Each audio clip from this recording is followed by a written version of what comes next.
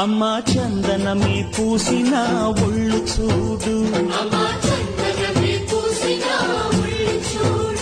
అమ్మా పున్నమి పుట్టిల్లు ఆ కళ్ళు చూడు, అమ్మా ముక్కోటి మెరుపులా మోము చూడు, అమ్మమ్మ ముగ్గురమ్మల మూల పుటమ్మ